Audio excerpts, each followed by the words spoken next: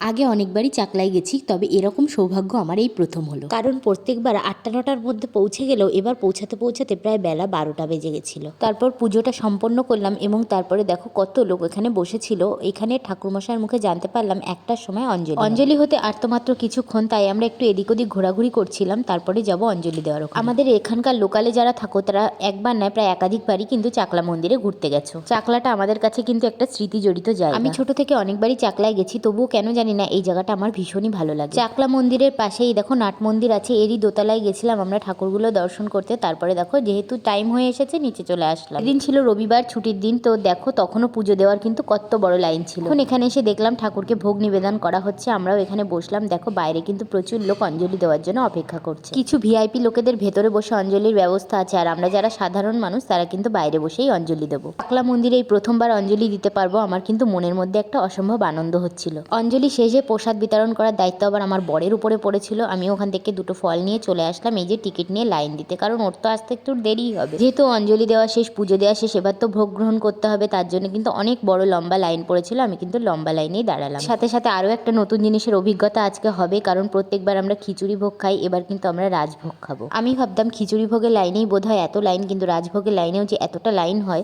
সেটা আজকে দেখলাম। এখানে আরও একটা সুবিধা কিন্তু আছে, চেয়ার টেবিলের ব্যবস্থা। যাদের কিন্তু হাঁটুতে ব্যথা তারা কিন্তু নিচে বসে খেতে খুবই কষ্ট হয়, এরকম করে বসে খেতে খুব আরাম পাবে। আজকে প্রথমবার যেহেতু আমিও খাচ্ছি, তোমাদের সাথেও শেয়ার করি কী কী ছিল মেনুতে। প্রথমেই কিন্তু ওই খিচুড়িটা আর সাথে কুমড়োর তরকারি ছিল, তারপরে দিয়ে গেল কিন্তু পোলাও, আর সাথে ছিল কিন্তু পনিরের তরকারি, তারপরে আসলো পাঁপড়, চাটনি আর পায়েস। এই হচ্ছে আমাদের খাওয়া দাওয়া। একটা কথা বলতেই হয়, এখানে কিন্তু পোলাওটা একবারই না, তুমি যতবার চাইবে ততবারই কিন্তু পাবে। খাওয়া দাওয়া শেষ করে তারপরে চলে আসলাম নিচে। তো নিচে দেখো এরকম একটা দোকান আছে, যেহেতু এটা মন্দির সংলগ্ন এখানে কিন্তু প্রচণ্ড বেশি দাম। বাইরের দিকে আসলে কিন্তু তোমরা ওই একই রকম জিনিস একটু বার্গেনিং করে কমে পেয়ে যাবে। তারপরে দেখো এখানে সবজিপাতির দোকান দেখলাম, আর আমরা তো এই সমস্ত আমাদের ঘোরা তো কমপ্লিট। এবার টাটা, দেখা হচ্ছে নতুন ভিডিওতে।